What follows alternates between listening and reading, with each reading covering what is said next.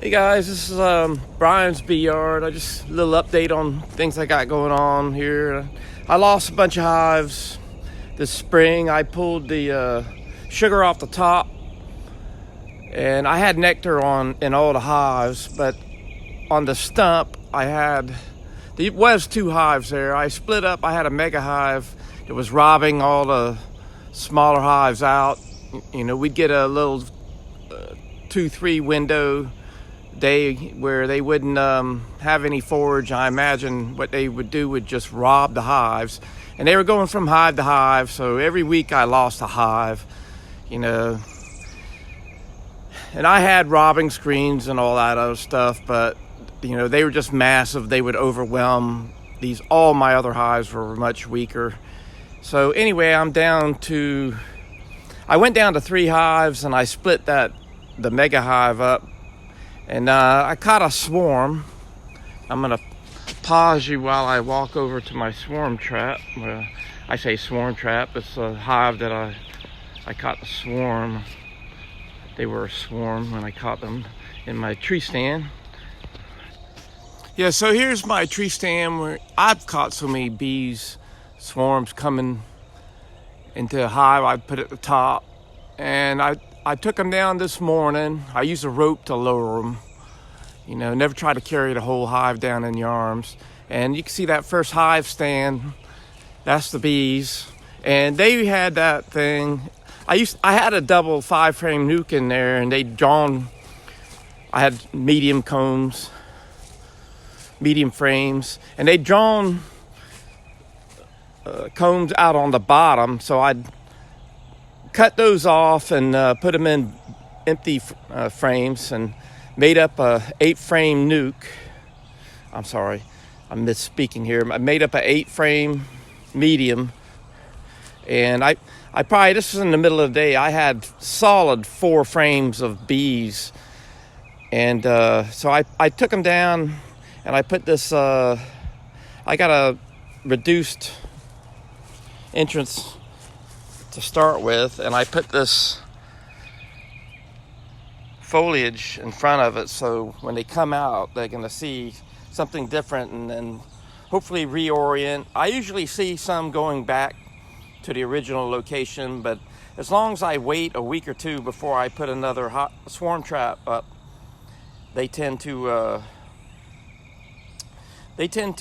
go back. They figure it out, you know. They find somewhere to go. They won't stay there where there's nothing to live in. If you put a box up too early, you're going to have, you know, a handful of bees living there for like a month, and then for some reason you just don't see the swarms move in.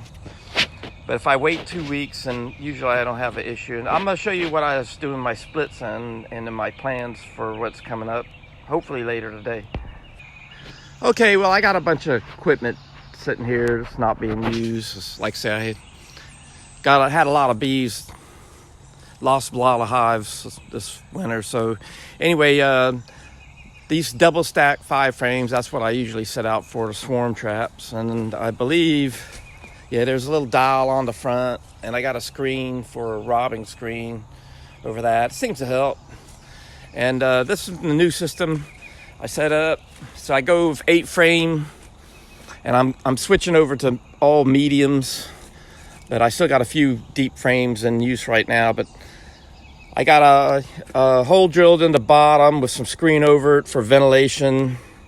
And then on the front, I got a entrance reducer with a homemade robbing screen on there. They can get out each side, so hopefully the bees that are trying to rob will just keep going into the front. But this is all fine and good until, you know, they know there's something in there, and then they just go crazy.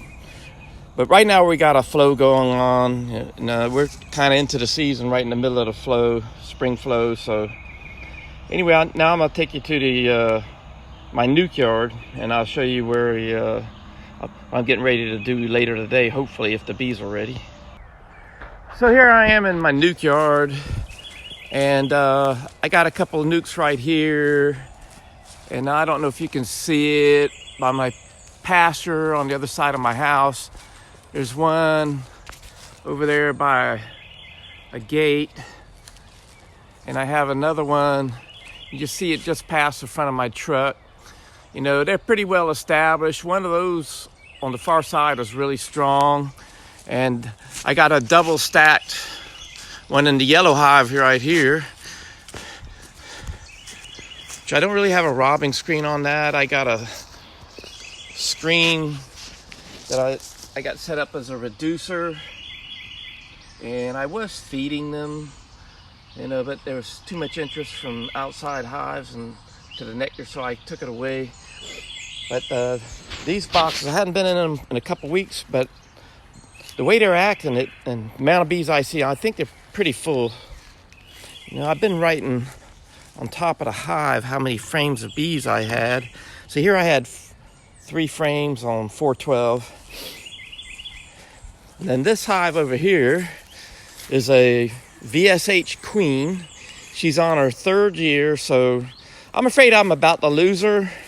And I don't want to lose her genetics. I want to keep that VSH, so I'm going to try to get some daughters off of her. And this thing is jam-packed, overflowing. I haven't been feeding them, but they've been bringing in the nectar pretty good. And I could see some last week. I've been going in it once a week because when the queen cells are capped, I want right around the capping time, I'm going to try to catch her and put her in another little nuke, let her start over again, and maybe feed her. Yeah, I'm going to try feeding them again. The nectar's pretty strong right now, except for the rain we had, probably slowed down for a few days. Anyway, I got 5 frames in there. One's a deep, the rest are mediums, so that's at least 5 splits.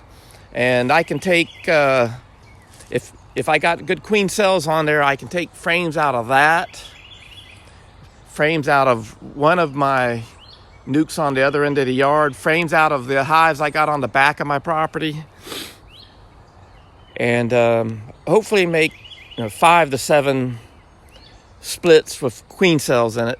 And that's my plan. If it happens today, it happens. If not, then I'll aim for later next week sometime. But that's what I got going on, and hopefully later in the day you'll see me doing some splits, but I won't know until I get in there and see what the hive looks like. Bye.